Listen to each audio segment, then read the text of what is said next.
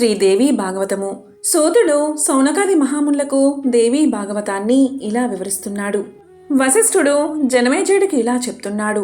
ద్రోహుల్ని ద్రోహభావంతో చూడడం, ముళ్ళుని ముళ్ళుతో తీయడంలే అని సరిపెట్టుకోవచ్చు. మంచి వాళ్ళ పట్ల ద్రోహబుద్ధి కనపరచడం ఉంది చూసావా, దాన్నేమనాలి? ఎవరైనా శాంత స్వభావంతో తపస్సు చేసుకుంటున్నారు అంటే చాలు, ఆ తపస్సు చెడగొట్టడానికి అందరికన్నా ముందుంటారు దేవేంద్రుడు. ధర్మ మార్గమే ఉత్తమని అంతా భావిస్తారు. కానీ ఆ భావనలో కనుక మాలిన్యత ఏర్పడితే ధర్మం కూడా మాలిన్యం కాక తప్పదు. మలినభావం ఎప్పుడూ వినాశనానికే దారితీస్తుంది. బ్రహ్మకు మానస పుత్రుడు ధర్ముడు. దక్షుడి కూతులను 10 మందిని పెళ్లాడాడు. అతనికి 4 పిల్లలు.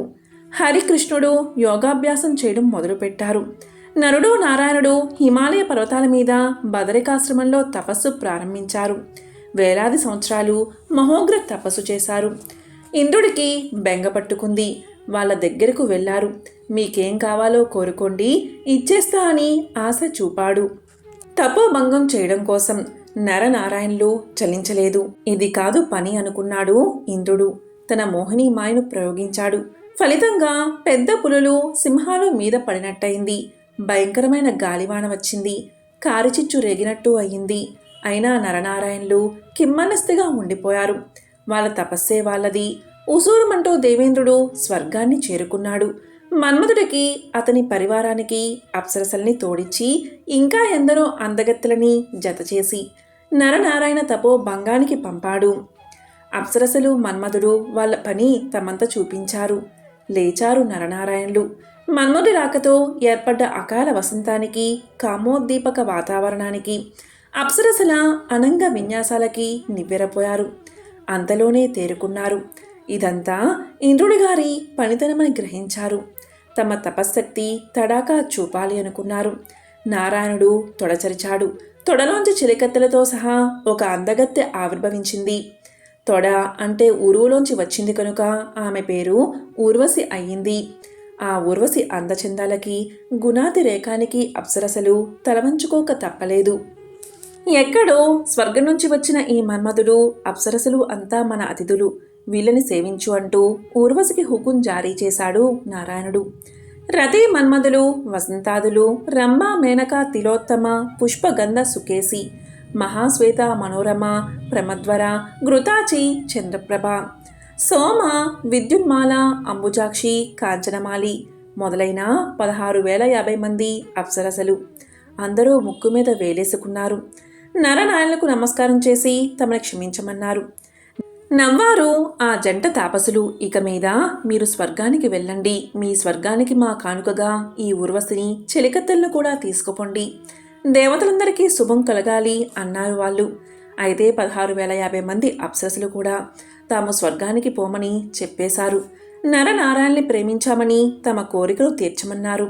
సందిగ్ధంలో పడ్డారు నరనారాయణులు. వీళ్ళను చూడనట్లే ఉండాల్సింది. అహంకారానికి పోయి ఊర్వశిని సృష్టించి అనవసరంగా వీళ్ళతో మాట్లాడాను. ఇప్పుడేం దారి అని ఆలోచించసాగాడు నారాయణుడు. ఎలాగో అలా వాళ్ళ మనసులో కోపం పుట్టించి అక్కడి నుంచి వెళ్ళిపోయేలా చెయ్యాలి అనుకున్నాడు. అది గుర్తించిన నరుడు, సోదరా, ఇలాంటి అడుగులేసే గతంలో మనం ప్రహ్లాదుడితో 1000 దివ్య సంవత్సరాలు యుద్ధం చేశాం. కాలం వృధా అయిపోయింది. తపోశక్తి క్షీణించింది. ఇప్పుడు మళ్ళీ కొత్త ప్రయోగాలు ఎందుకు? క్రోధాగ్నుడు దిగముంగు అన్నాడు అంటూ గొక్క తిప్పుకున్నాడు వ్యాసుడు. ఏమిటి, విష్ణు భక్తుడైన ప్రహ్లాదుడికి నరనారాయణుడికి భేటీ పడిందా? ఆశ్చర్యంగా ఉంది. ధనం, స్త్రీ, అధికారం అనేవి యుద్ధానికి మూల కారణాలు అవుతాయి. ఆ మూడిటి మీద వాంఛలు లేని తాపసులకి భక్త ప్రహ్లాదుడికి యుద్ధమేమిటి? అయినా పాతాళంలో ఉండే ప్రహ్లాదుడు భూమి మీద ఉండే నరనారాయణ దగ్గరకు ఎలా వచ్చాడు? యుద్ధం ఎందుకు చేశాడు అని అడిగాడు జనమేజయుడు. వ్యాసుడు చెబుతున్నాడు, అహంకారంలోంచి పుట్టిన ప్రపంచంలో అంతా అహంకారమయమే. సత్వ, రజ, తమో గుణాలను అనుసరించి ఈ అహంకారం 3 రకాలు. సత్వహంకార, రజో అహంకారాల వల్ల ఇటువంటి యుద్ధాలు జరగవు. కానీ తామస అహంకారమే తల మీద తేలులా నానా గందరగోళం చేస్తుంది. అందువల్లే యుద్ధాలు, అవమానాలును. ఎవరైతే మద మాత్సర్యాలన్నీ, అహంకారాన్ని జయించగలుగుతారో వాళ్ళే నిజమైన శాంతులు. కానీ త్రిమూర్తులే అధిగమించలేని అహంకారాన్ని ఇంకెవరు మాత్రం అతిక్రమించగలుగుతారు చెప్పు? అదే ప్రహ్లాద నరనారాయణల విషయంలోనూ ఏర్పడింది. భృగుపుత్రుడైన చ్యవనుడు నర్మదా తీరంలో స్నానం చేస్తూ ఉండగా ఒక పెద్ద పాము అతన్ని గ్రహించింది. తప్పించుకోలేకపోయాడు చ్యవనుడు. శ్రీహరిని ధ్యానించాడు. విష్ణు ప్రభావం వల్ల ఆ సర్పం విషాన్ని కోల్పోయింది. చ్యవనుడు తనని శపిస్తాడేమో అనే భయంతో తన లోకానికి తీసుకెళ్లి మర్యాదలు చేసింది. చ్యవనుడు అలా నాగ పాతాళ లోకాలలో సంచరిస్తూ ఉండగా అతను ఇంద్రుడి గూఢాచారేమోనని అనుమానించిన పాతాళ రాజైన ప్రహ్లాదుడు సైనికులు అతన్ని బంధించారు. ప్రహ్లాదుడి వద్దకు వెళ్ళాక చ్యవనుడు తన చరిత్ర వినిపించాడు. ప్రహ్లాదుడు అతన్ని గౌరవించి సేవించతగ్గ తీర్థాలు చెప్పమన్నాడు.